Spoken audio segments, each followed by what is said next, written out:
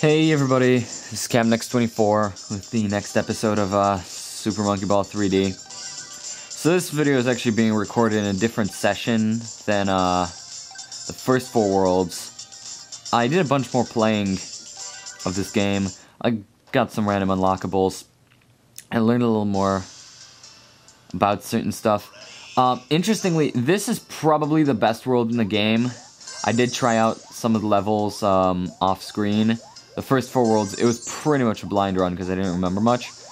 This, with the exception of like a few levels from World 7, this is the only world where there are any significant stunts that I can think of. Like 3 levels have significant stunts, like right there, falling off the One Piece. It's actually kind of a fun world for what it's worth. I mean, oh, that's not that bad. It's a step in the right direction. I have a feeling that, yeah, that switch was essential. Whatever. I'm not bothered by time at all, so I don't really care here. Yeah, so for what it's worth, this is, this world's actually pretty enjoyable. I actually had fun practicing some of the levels on my own time, trying to see if I could get some decent records. Let's see, there are 2 levels for a fact I know there's a skip, and one that I think one, like, works in.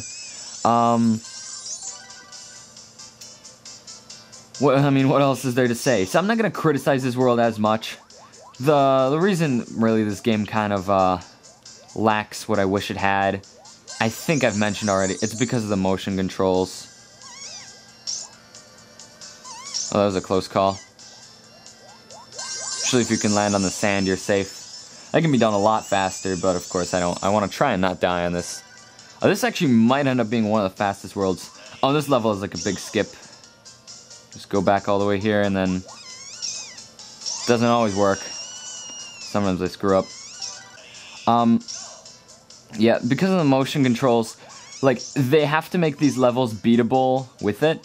And I found out that, like, what some of the medals mean in the world select took long enough to beat that level. Probably the same amount of time it would have taken to beat it normally, you know, it was like 4 seconds per try. What am I getting at here? Oh yeah, there's these medals on the select world screen. One's a C, that's just completed the world with a circle pad. One's an M, which has completed the world with with the motion controls. Oh, come on. Let me on there. There's gotta be a way to get back. Okay.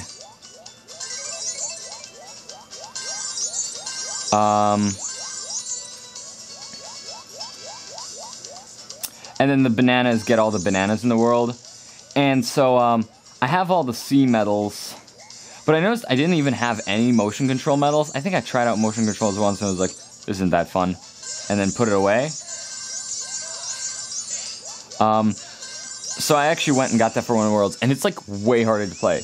Like, I mean, World 1, it's near impossible to fall out, but I was, dare I say, struggling on World 1. Like, it was significantly harder than with the circle pad.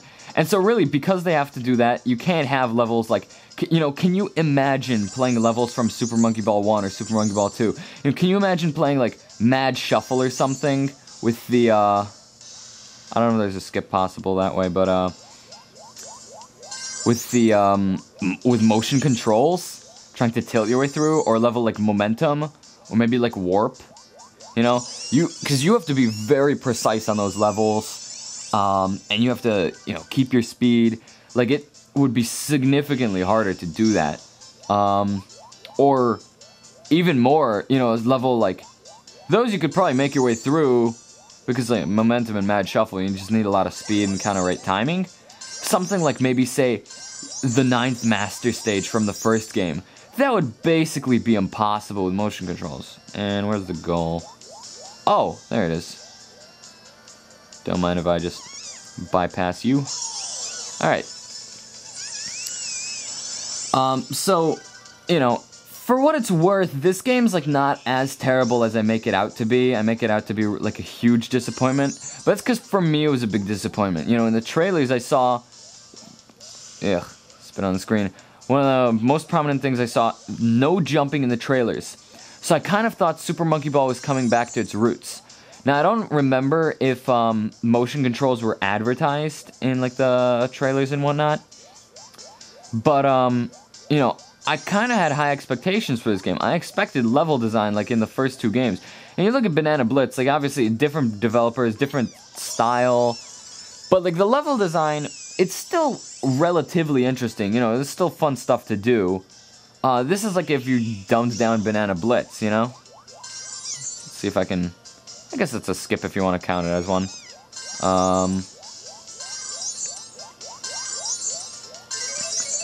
Like this, it's basically just walk to the goal and try not to fall. Like, this is something that's almost feels like it's designed to be played with motion controls, and then they were like, no, wait, people might want to use the circle pad too. You know what I mean? I have not played... that's a lie. I tried out the iPhone version of Super Monkey Ball once.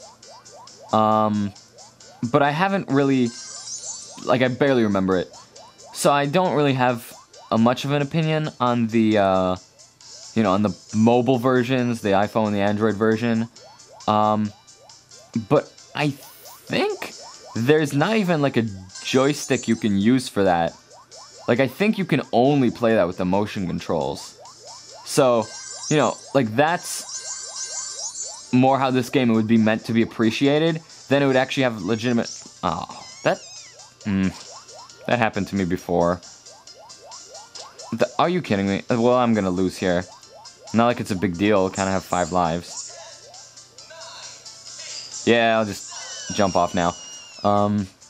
This is already the last level in this world.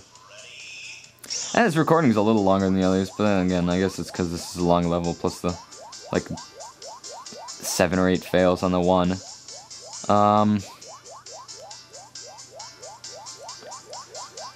But, you know, so, really, if I was playing this with motion controls, I'd be representing the game how it's meant to be represented.